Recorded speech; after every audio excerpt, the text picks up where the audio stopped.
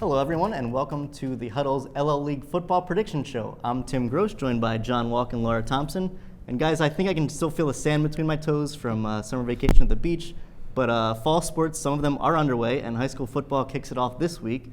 So a majority of the LL League football teams open their season next week, but because of the PIAA's classification rules, teams were given an option to open the season a week early. And so it's either week 0 or week 1 light, whichever you want to call it. But we've got 3 LL League teams in action, AnnvilleCleona, Pequea Valley, and Northern Lebanon. All teams from Section 3, and they're all non-league games. So let's get right into it. We'll start with Pequea Valley. They're going up to Saucon Valley.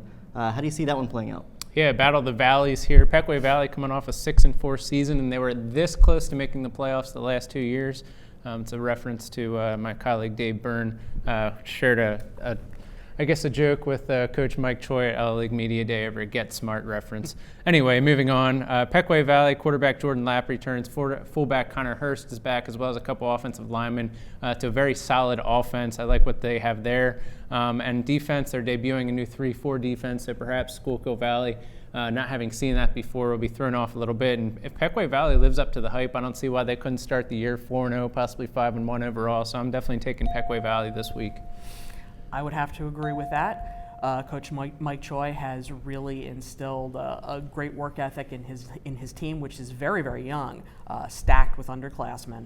But they have a lot coming back, and he has challenged them to not just be 6-4, but to strive for 8, 9, 10 win seasons and those playoff berths, which just means so much. I like the attitude that they all have coming in, and I will take the Pequea Valleyans. I'm going to agree with you guys. I think both teams have a quarterback coming back, but Jordan Lapp said he was really comfortable in the offense last year. He got more comfortable as the season went on. So I think he's already starting way farther ahead than he was last year. And I think that gives Pequea Valley a huge advantage. Even though they might have some other spots that are new and some new players coming in, I think having a quarterback who's comfortable in the system really goes a long way at getting you off the ground here. And obviously they're coming off their best season in school history, so that gives them some confidence too.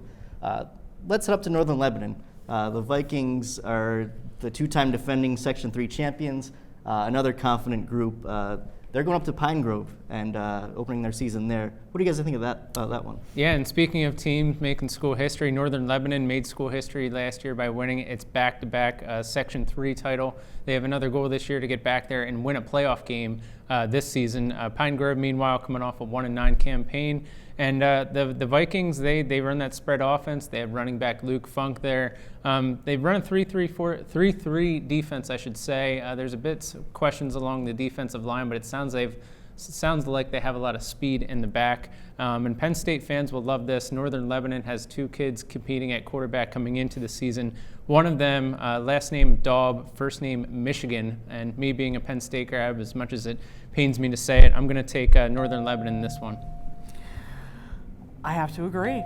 We talked a lot last season about the giant wall of the line for the Vikings.